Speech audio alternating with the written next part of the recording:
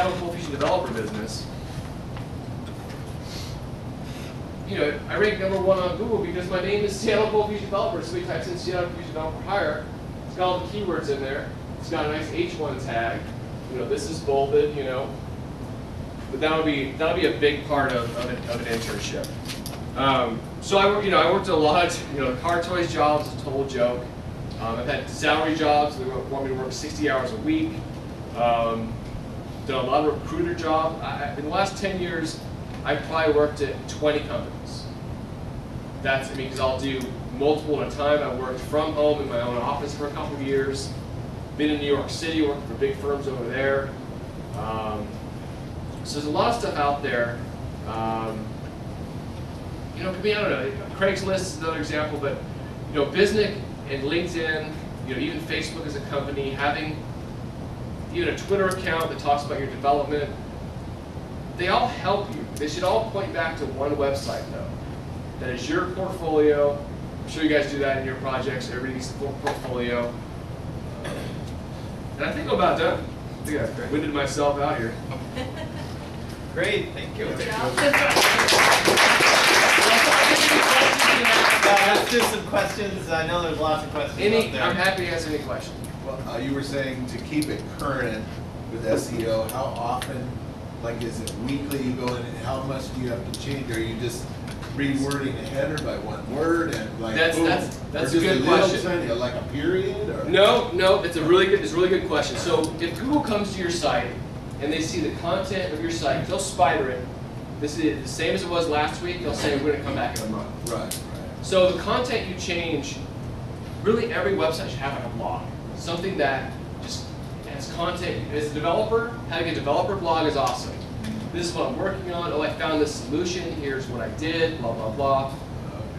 Ben Nadel has a really good,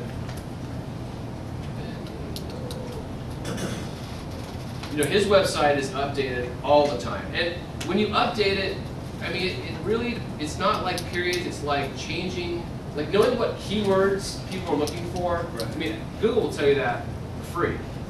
Google AdWords keyword generator will tell you exactly what people are looking for on the web right now.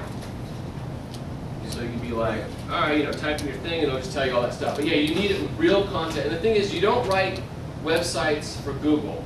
You write it for your clients. They can actually read the text. Like, you're not just stuffing all these keywords in there. You need to keep it. And the funny thing, I say you need to keep it current, right? I'm saying that, and I'm laughing to myself because my websites are totally not current at all because I'm just not looking for anything right now. But yeah, I mean, like, Cold Fusion developer, you know, it's a keyword. But a lot of this, you know, yeah, this kind of sucks. For SEO, this kind of sucks. Client testimonials is all right, but content that's appropriate for your audience, you gotta update it. Do you have keywords changed in your blog? Yeah, I mean, even mentioning of a keyword, even saying, oh, today I was doing a bunch of Cold Fusion development in Seattle. Boom, it's honest to your users, and then Google spiders it and says, oh, we got new content. Let's put them higher up. And there's a lot of, if you guys use Firefox, I'm sure Firebug, it's awesome. Add-ons for Firefox, one's called SEO Quake, and it'll give you tons of information about any website you're on, page rank, the Alexa rank, a bunch of different information, what keywords they're even using. You can check out your competition. So SEO Quake for Firefox. There's so many awesome add-ons for it. There's, you know, Firebug and Fire Cookie is another one. Color Picker. You know, there's just a ton of things. There's thousands of them. And you know, while you're doing your development in Firefox, don't forget to test an IE. Now IE6 now, it's done. Amazon's not supporting it. There's all these companies that have come out in the last month saying, we no longer support IE6 because it sucks. So IE7, 8, Firefox 2 and 3, and Google Analytics. When you set up your site, don't forget about your Google Analytics. This is a piece of JavaScript code you put on your site that will basically track everything. I mean, it's